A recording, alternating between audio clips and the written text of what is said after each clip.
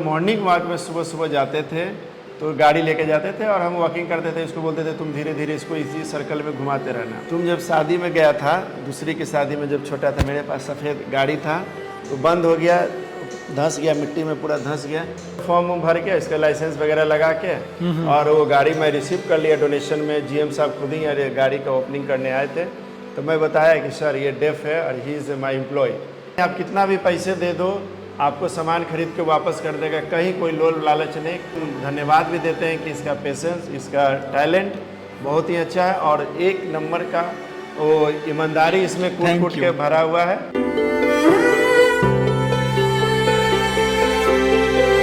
Hello everyone, welcome to our channel. जो आज की वीडियो है ना, ये आपको चौंका देगी। ऐसा आपने आज तक ना तो देखा होगा ना सुना होगा। और मैं जो ये सारी बातें कर रहा हूँ, मैं आपको हर एक चीज़ के प्रूफ दिखाऊंगा। ये बोल नहीं सकते और सुन नहीं सकते हैं। ये पिछले 8-10 साल से ड्राइविंग कर रहे हैं। ये जो केस है ये डेफ एंड म्यूट का केस है, मतलब ये बोल भी नहीं सकते और सुन भी नहीं सकते हैं। एंड हमारे लिए भी बहुत ही सरप्राइजिंग था कि कैसे ये ड्राइव करेंगे। एंड आपके सामने लाइव एग्जांपल है कि ये ड्राइव कर रहे हैं।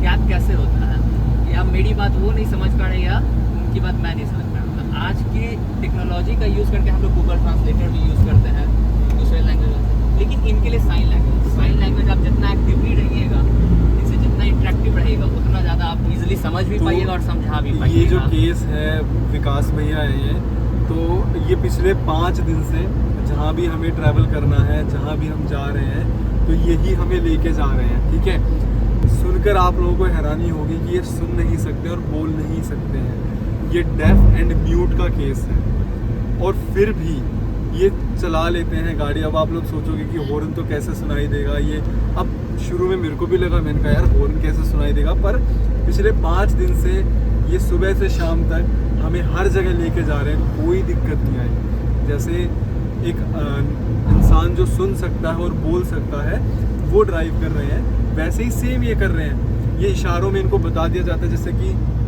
होम जाना है तो ये बता देंगे। अभी आपने क्या ऐसे ऐसे करके क्या बोला था? वो सर के लिए है। अच्छा, सर के लिए ऐसे? सर के लिए कि हाँ सर है, हमसे बड़े हैं। अच्छा, स्पेसिफिकली बताना है तो उनका नाम जैसे अल्फाबेट बताता है। अच्छा, जैसे बोलते हैं तो क्या लिप रीडिंग कर लेते हैं ये? अभी ये भी उसमें ट्रेनिंग में चल रहा है। अच्छा, अभी ट्रेनिंग में चल रहे हैं। और ना ये एक मुहिम किसने शुरू की? क्योंकि कोई ना कोई तो इंसान होता है जो ये मुहिम शुरू करता है कि रोज़गार देना है। शेल्टर देना एक उद्देश्य नहीं था। शेल्टर देना एक ये था कि ठीक है कोई रख नहीं रहा है तो हम रखेंगे, लेकिन मेन उद्देश्य था रोज़गार।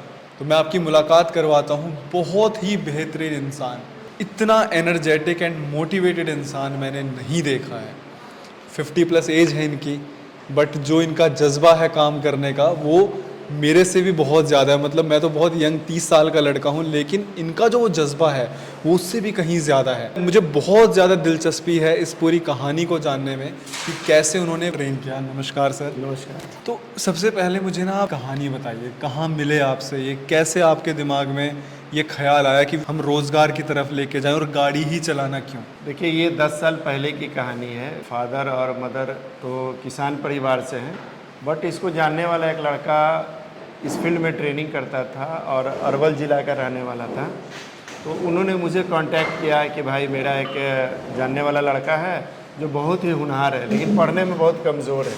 जब मैं बोला कि उनको लेके आओ भाई, तो ये उस समय क्लास 5 या 6 का लेवल जो पढ़ाई लिखाई का था उनका था। मैं इनको किसी तरह से अपने यहाँ रख कर निःशुल्क व्यवस्था देकर इनको पढ़ाया लिखाया। कोई पैसा नहीं लिया? कोई पैसा नहीं लिया। और इनकी बॉडी एटीट्यूड बहुत ही आगे काम करने का था। जब मैं कुछ इस घर का वायरिंग वगैरह कराता था तो इनको लगता था कि मैं इस पर दिलचस्पी दिखाऊं। तो इनका मैं रुचि देखा कि जब मेरे पास एक वैन गाड़ी था, बहुत पुरानी वैन गाड़ी था जो 10 साल पहले हम लोग संस्था के उपयोग के लिए हम लोग खरीदे थे। तो ये हमेशा उसको पोंछता था, हैंडल कभी घुमाता था। मैं बोला चला सकते हो? तो ये बोला कि मैं कभी कभी गांव में ट्रैक्टर वगैरह चलाता हूँ। तो थोड़ा थोड़ा ड्राइविंग मैं इसको ट्रायल किया कि भाई चलाओ। हमारे यहाँ से 500 मीटर के दूरी पे गंगा जी हैं, तो मैं उधर गंगा जी के पास इसको ले जाके ट्रायल कराया कि भाई कर सकता है कि नहीं। 1-2 बार लगा कि करेगा नहीं करेगा, बट इनका जो डेडिकेशन देखे और हमारी लगन था कि मैं इसको एक, जब वो ट्रैक्टर चलाने के योग्य था तो मैं सोचा कि इसको ड्राइविंग सिखा दूंगा। तो जब हम मॉर्निंग वॉक में सुबह सुबह जाते थे तो गाड़ी लेके जाते थे और हम वॉकिंग करते थे, इसको बोलते थे तुम धीरे धीरे इसको इसी सर्कल में घुमाते रहना। तो ये अच्छी तरह से पूरी वैन सीख गए। वैन सीखने के बाद मैं बोला कि भाई अगर ये रोड पर चलाएगा तो इसको लाइसेंस की ज़रूरत पड़ेगी। जो ही ये मैट्रिक पास कर गए और 18 साल की उम्र पार कर गए, 19वीं साल में हम इनका लाइसेंस के लिए अप्लाई किए और हमने लिखा कि ये दिव्यांग बच्चा है जो हियरिंग लॉस है। आमतौर के भाषा पे लोग मूक बधिर बोलते हैं, गूंगा बहरा बोलते हैं, लेकिन सिर्फ हियरिंग लॉस है। कुछ शब्द ये बोल पाते हैं जैसे मम्मी पापा, या हमारा जो लिप्स मूवमेंट होता है, हम बोलते पापा तो ये समझ जाता है कि मेरे पापा के बारे में। चूँकि ये बचपन से स्पीच थेरेपी कराया नहीं, इसीलिए इसका बोलने की क्षमता कम हो गई, लेकिन समझता सब कुछ है, 100% समझता है। तो इस उद्देश्य से मैं इसका ड्राइविंग लाइसेंस भी चेक करा दिया कि भाई यहाँ कर सकता है। फिर धीरे धीरे मैं दूसरी गाड़ी खरीदा, स्कॉर्पियो खरीदा। तो मैं बोला इसको चला सकते हैं, तो बोला आप तो हम सब चला सकते हैं। जब यहाँ से स्कॉर्पियो चलाने के बाद पुनः ये गांव गया तो वहाँ ये ट्रैक्टर चलाया बहुत अच्छे तरीके से।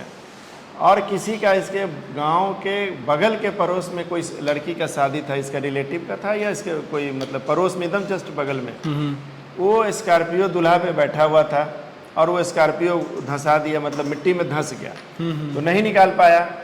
तो ये वीडियो कॉल हमको किया कि ये देखिए ऐसे गाड़ी में ये फंसा हुआ है। हम बोले ऐसा करो तुम इसको आगे की न ले जाओ। तो आपने साइन लैंग्वेज अच्छा, आप एक बार इनको एक बार बता के दिखाइए तो कैसे आपने बताया था। तुम जब शादी में गया था, दूसरी की शादी में जब छोटा था, मेरे पास सफ़ेद गाड़ी था, तो बंद हो गया, धंस गया, मिट्टी में पूरा धंस गया। मैं वीडियो कॉल मोबाइल पे बोला कि इसको कुछ बोरा, ऐसा कपड़ा बोरा डालो, तो उसके बाद बैग गिर गया तो निकल गया गाड़ी। तो वो मोमेंट मुझे याद है कि मतलब आप भी कितने ट्रेंड है इसमें कि मैंने जितना कैप्चर देख रहा था, तो मैं जैसे आपने बोला सफ़ेद गाड़ी था, तो इन्होंने क्या करा, सफ़ेद में दांत की तरफ इशारा बड़ी किया। गाड़ी, ऐसा हैवी गाड़ी को बड़ी गाड़ी बोलते, मतलब ये हैवी हुआ। अच्छा, ये हैवी हुआ। हाँ, पूरा हैवी गाड़ी ये सब हुआ। और तो ये फिर वो वीडियो कॉल पे देखा और वहाँ के गांव वाले के लोगों को बोला कि आप लोग हट जाइए। मैं उसको मोबाइल पे कनेक्ट किया, बोला भाई हट जाओ, ये बैक करके निकालेगा, फ्रंट में नहीं जाएगा गाड़ी। तो गांव में जो बोरा होता है जिसमें आलू प्याज लोग रखते हैं, वो बोरा, इसको सूखा हुआ बोरा के इसको चपेट चपेट के ऐसा करके डाल दिया। और एक बार बैक करके हम बोले कि पीछे देखते रहना है, शीशा में पीछे देखते रहना कि कोई है कि नहीं। और वहाँ के जो लोकल लोग थे जो बारात में आए थे या वहाँ घर वाले थे, तो वहाँ वेट करे थे, ये लड़का से निकलेगा, ये लड़का से निकलेगा। बट इसका सिक्स सेंस तो है ना, जो मेरा आँख है, कान है, नाक है, पैर है, हैंडल है, ये सब क्या सिक्स सेंस है। तो ये अपने दम से, पैर के दम से कितना एक्सीलेटर देना चाहिए, बैक गियर के बाद, लगाने के बाद क्या एक्सीलेटर का व्यू रहेगा, वो तालमेल गाड़ी में बैठाया। और एक बार बैक गियर करके गाड़ी निकाला, फिर उस कुदाल ला के मिट्टी से भर के फिर गाड़ी को पार करा दिया और उसके बाद दूल्हे राजा बैठ के गए। तो ये उस समय का बहुत बड़ा सिचुएशन था। बाद में सोचे कि लड़का तो बहुत कुछ कर सकता है, तो वी आर प्रोफेशनल। अब मुझे एक ड्राइवर की ज़रूरत था जो संस्था के लिए एक स्टेट बैंक गाड़ी मुझे गिफ्ट की थी, आपके नीचे लगा हुआ पीली रंग की गाड़ी। तो उन्होंने बोला कि आपके पास ड्राइवर होगा तभी हम गाड़ी दे पाएंगे आपको डोनेशन में, अदरवाइज नहीं तो हम पेमेंट इसका ड्राइवर का अलग से नहीं देंगे। तो देखिए उस समय हम 2 साल पहले सोचे थे कि इसको ड्राइवरी सिखाएंगे और ये मेरा मैन पावर बनेगा कि नहीं बनेगा ये मुझे मालूम नहीं था। स्टेट बैंक के साथ मेरा क्लॉज ये हुआ कि भाई वो बोला कि आपके पास ड्राइवर रहेगा तभी हम डोनेशन में गाड़ी देंगे। तो मैं जस्ट इसका फॉर्म भर के इसका लाइसेंस वगैरह लगा के और वो गाड़ी मैं रिसीव कर लिया डोनेशन में। जीएम साहब खुद ही यार गाड़ी का ओपनिंग करने आए थे, तो मैं बताया कि सर ये डेफ है और ही इज़ माई एम्प्लॉय, ये मेरे यहाँ रोज़गार के रूप में आज से बाद जुड़ गया और आप जो सैलरी फिक्स कर दीजिए तो हम ले देंगे। अभी हम लोग इसको 10,000 रुपीज़ देते हैं पर मंथ। जब ये एक रोज़गार से जुड़ गया, गांव में जब जाता था ना तो वो मतलब लगता था कि हम दिल्ली से या मुंबई से बड़े बड़े शहर से जो लड़का आईटी वगैरह करके आते हैं, बीटेक वगैरह करके जब गांव वापस जाते हैं पर्व त्यौहार में, बेसिकली बिहार में 2-3 तरह के पर्व फेमस होता है, होली, दशहरा, छठ पूजा। तो जब ये जाता था बैग लेके, तो इसको वेलकम के लिए लोग आते थे, कह रहे तू आ गए घरे, और वहाँ से इसको ले जाते थे, अपने परिवार में जोड़ता था। इनफैक्ट ये भी अब हो रहा है कि ये जब अब घर जाता है तो किसी का ट्रैक्टर खराब है, किसी का जनरेटर खराब है, तो ये वहाँ ठीक करके बना देता है। मेरे यहाँ 2 जनरेटर रखा हुआ नीचे, एक बहुत पुरानी जनरेटर हो गई, ये जब फ्री था तो बोला कि मैं इसको खोल खाल के पेंट करके बना देगा। तो बंद जनरेटर जो कबाड़ी में बेचने लायक है, उसको ये अपनी मेहनत से, अपनी विवेक बुद्धि से मार्केट से सामान ला के जो ख़राब पार्ट से उसको चेंज करके स्टार्ट कर दिया। अभी वो मेरे लिए अच्छा काम कर रहा है। 25,000 का बजट में जनरेटर था, ये 4,5,000 6,000 लगा के उसको एकदम न्यू कर दिया। तो ये टैलेंट सबके अंदर होता है, बस उसको निखारने वाला कोई आदमी चाहिए कि इसके अंदर रिइंफोर्समेंट कितना डाल सके और वो समाज के मुख्य धारा में कैसे जोड़ सके। इसके लिए हमें भी प्लान करते हैं, लोगों को भी करना चाहिए कि भाई टैलेंट की कमी दुनिया में नहीं है, बट उसको उभारने की आवश्यकता है। एक और इसमें इसका सबसे पॉजिटिव थिंकिंग रहता है कि जो मुझे वर्क आता है करने के लिए, जैसे इलेक्ट्रिशियन का वर्क आता है, ड्राइवरिंग का वर्क आता है, रोटी मेकर मशीन चला लेता है, अन्य जगहों पे जैसे एटीएम से पैसा निकालना है, कैश जाकर निकालना है, चेकबुक जाके जमा करना है, रिसीव करना है, तो जो इसके अंदर हुनर है, ये लड़का मुझे नहीं मालूम कि आगे चल के क्या करेगा, लेकिन ये इसको लगता है कि जिस परिवेश में हम हर कुछ सीखे हैं वो मैं अपना भी सब कुछ दे दूं किसी और को। तो हमारे यहाँ 10 लड़का ऐसे हैं कि वो भी गाड़ी चलाना सीख गया। तो मुझे लगा कि जब हम इसको चलाने के लिए सिखाएं, तो मेरा एक सफल योजना जो था इसके ऊपर ट्रायल किए थे। ये लड़का खुद ही अपने अंडर में लगभग 10-12 लड़कों को गाड़ी चलाना सिखा रहा है, अन्य काम करना सिखा रहा है, और दम पेशेंसली, कोई उसमें हड़बड़ाहट नहीं, कोई ईगो नहीं, कोई पैसे की लालच नहीं कि भाई मुझे उसको उससे कुछ करना है। आराम से जो खाना पीना हम लोग खाते हैं, जो हमारे बच्चे खाते हैं, वही सब कुछ करके मैनेज करता है। इसका फैमिली से भी बहुत अच्छा अटैचमेंट है। इसके पिताजी भी किसान परिवार से हैं, माताजी हाउसवाइफ है, और सब लोग इनके खुश हैं। उम्मीद है आने वाला 3-4 सालों में ये अपने जैसा हर साल में 2-3 बच्चों को निकालेगा, ये मिनिमम है। तो आने वाला मान लीजिए 10 साल में 30 बच्चों को निकाल दिया, तो ये एक बहुत बड़ी रोजगार से जुड़ने का मुहिम है। धन्यवाद भी देते हैं कि इसका पेशेंस, इसका टैलेंट बहुत ही अच्छा है, और एक नंबर का वो ईमानदारी इसमें कूट के भरा हुआ है। कहीं कोई दिक्कत नहीं, आप कितना भी पैसे दे दो आपको सामान खरीद के वापस कर देगा। कहीं कोई लोभ लालच नहीं, कभी मिसअंडरस्टैंडिंग नहीं। आप बस इसके साथ प्यार से बात कीजिए, आराम से बात कीजिए। इसको लगे कि जो शब्द हम बोल रहे हैं उसमें प्यार झलक रहा है, तो ये आपके लिए हर चीज़ 24 घंटा सर्विस देने के लिए रेडी। आज के डेट में खुद ही एक अपने पैर पे खड़ा हो गया, समाज के मुख्य धारा में जुड़ गया, अपने परिवार पर कोई लायबिलिटी नहीं है कि भाई हमें माता पिता खाना देगा तब हम खाएंगे। इसका हुनर और इसकी रोज़गार देख के एक अच्छी लड़की से, नॉर्मल लड़की से इसकी शादी भी हो गई, वो भी लड़की खुश है। इसका एक बच्चा भी हो गया, एक लड़का बेबी बॉय हो गया, वो भी खुश है। बाबू है ना एक लड़का, हाँ नॉर्मल है, सुनता है, हाँ। अच्छा, इसका मतलब लड़का, हाँ लड़का है, खुश है। जब इसकी हम लोग शादी कराने के लिए सोचे थे, इसके माता पिता भी बोल रहे थे कि भाई ये शादी करेगा तो फिर दूसरी लड़की आएगी तो इसको मतलब इसके साथ रहना पसंद करेगी कि नहीं करेगी। तो लड़की के घर वाले से भी हम लोग बातचीत किए और बोले कि भाई ये डेफ है, हर चीज़ इसका शरीर से लेके हर चीज़ इसका ठीक है, ठीक कान खराब है। तो फिर ये शादी भी कर लिया अच्छे घर में, लड़की भी स्वीकार कर ली कि नहीं हमारा हस्बैंड सही है। शादी ब्याह होने के बाद एक बेबी बॉय भी इसका हुआ, अभी वो 1 साल का हो गया। 1 साल होने के बाद अब इसका ज़िंदगी ना नॉर्मल की तरह हो गया, एक आम इंसान का ज़िंदगी का दिनचर्या जो होता है वो हो गया। दूसरा कि ये ईयरली लगभग ये 1,20,000 रुपये प्रति ईयर ये सेविंग कर रहा है। जो पैसे हम देते हैं वो 100% इसका सेविंग है। चूँकि ये लड़का हम लोग के फैमिली के साथ ही रहता है, ये संस्था के साथ रहता है, तो इसका एक ये है कि भाई खाना पीना रहना सब कुछ, साबुन सरफ सब संस्था का उपयोग में जो आने वाली अन्य बच्चों के लिए होता है ये भी उपयोग करता है। और जो हम लोग पैसे देते हैं इसका 100% वो बच जाता है, अपने घर जाके वो सेविंग करता है। हाँ, आने वाला समय में ये हम जब यहाँ से ये जाएगा या रहेगा, आने वाला समय में ये इन्होंने बोल रखा है कि हम कुछ पैसे जमा करके गांव में ट्रैक्टर वगैरह लेंगे और खेती को विकसित करेंगे। खेती को विकसित करने के लिए इन्होंने ट्रैक्टर का योजना बनाई हुई है कि ट्रैक्टर खरीदेंगे और कुछ खेत में हम लोग उस तरह से खेती बाड़ी करेंगे। तो ये इनका सफल जीवन है। ऐसे हमारे यहाँ बहुत सारे बच्चे हैं, लेकिन वो अच्छा मैं जैसे कुछ हाँ, 1-2 पूछना चाहूँगा तो आप पूछिए। ये साइन लैंग्वेज करेंगे? नहीं आप बोलिए, आप बोलिए, ये साइन लैंग्वेज करेंगे। जैसे जिससे शादी हुई है तो लड़ाई वड़ाई होती है, कैसी है? प्यार होता है, प्यार होता है। इसका क्या मतलब? प्यार। प्यार, हाँ। लड़ाई वड़ाई बिल्कुल भी नहीं। खाना पीना रहना आराम से रहती है। हाँ, तो अच्छा अच्छा, वीडियो कॉल पर बात होता है, मोबाइल पे रोज रोज बात होता है।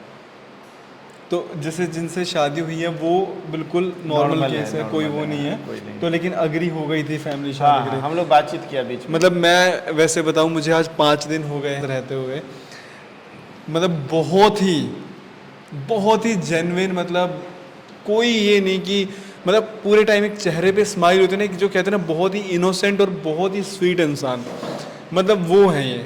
इनके साथ हम लोग पिछले 5 दिन से, इन्होंने पूरा पटना घुमाया, कभी हम लेफ़्ट जा रहे हैं, राइट जा रहे हैं, कभी ये नहीं कि बंदा परेशान हो रहा है कि कहाँ फंस गया हूँ, लेके जा रहे हैं, क्या करवा रहे हैं, हमेशा चेहरे पे स्माइल। अब इसका एक जो क्रेडिट है वो किसे जाता है? एक कहते हैं ना कि शिष्य जो है उसको कहीं ना कहीं काबिल बनाने में पूरा श्रेय गुरु का जाता है। ऐसे लोग ना समाज के लिए एक मिसाल हैं। और आप ऐसी जो कहानियाँ जो है ना, बड़े शहरों की कहानियाँ अक्सर बहुत बड़े बड़े अखबारों में, टीवी चैनलों पे आ जाती है, पर छोटे शहरों की जो कहानियाँ वो कहीं ना कहीं वहाँ पर गुम हो जाती हैं। तो यही काम है एक ख्वाब का कि जो छोटे शहरों की बड़ी कहानियाँ हैं उन्हें बड़े शहरों में दिखाया जाए, ताकि उन्हें पता चले कि समाज में कितना बेहतरीन काम हो रहा है। मतलब मैं फर्स्ट टाइम से जब से मिला हूँ, मतलब ये कोई नहीं है कि इन्होंने हमें बुलाया, ये हमें यहाँ पे कर रहे हैं बुलाने के लिए। एक ख्वाब एक प्लेटफॉर्म है जिसका काम ही सिर्फ ये है कि जो बहुत ही ज़्यादा मोटिवेशनल और पॉजिटिव कहानियाँ हैं वो आप तक पहुँचाई जाए। तो थैंक यू सो मच, आपने मतलब बहुत ही बेहतरीन काम किया है। कहते हैं कि अगर कोई इंसान किसी को एक वक्त की रोटी दे तो वो बहुत बड़ा पुण्य होता है। कहते हैं अगर कोई इंसान किसी को पहनने के लिए एक जोड़ी कपड़ा दे तो वो उससे भी बड़ा पुण्य होता है। लेकिन मेरा ये मानना है अगर कोई इंसान किसी एक परिवार को, किसी एक परिवार के सदस्य को अगर रोज़गार दे दे तो वो उसकी आने वाली 7 पुश्तों को भुखमरी से दूर कर देता है। तो आपने सिर्फ ये नहीं कि सिर्फ इन्हीं के लिए काम किया है, आने वाली जो इनकी पीढ़ी है वो भी आपका हमेशा शुक्रिया अदा करेगी, आपके लिए हमेशा, वो वर्ड थोड़ा सा नेगेटिव नहीं है, एहसानमंद रहेगी। ऐसी कहानियाँ और भी हैं जिनको रोज़गार दिया है, जिनको सुन के आप हिल जाओगे। क्योंकि पहली बार जब मैं मिला था तो मुझे भी ये हुआ कि ये कैसे पॉसिबल है। फिर जैसे जैसे कहते हैं ना सिस्टम में आप अंदर जाते जाते हो, आपको हर एक चीज़ बहुत ही क्रिस्टल क्लियर नज़र आने लगती है। थैंक यू सो मच इतना अच्छा काम करने के लिए। उम्मीद है कि इस वीडियो से कहीं ना कहीं आप बहुत ज़्यादा मोटिवेट होगे। एटलीस्ट वो लड़के लड़कियां जो सिर्फ इस बात से डिप्रेशन में आ जाते हैं कि कल यार एग्ज़ाम है, कैसे तैयारी करूं, वो लोग जो हार जाते हैं उनके लिए कहानी ये एक प्रेरणा का स्रोत है। Thank you so much. हमारी वीडियोज़ को आप लोग ऐसे ही प्यार देते रहिए, जितना ज़्यादा हो सके कहानी को शेयर करिए। धन्यवाद।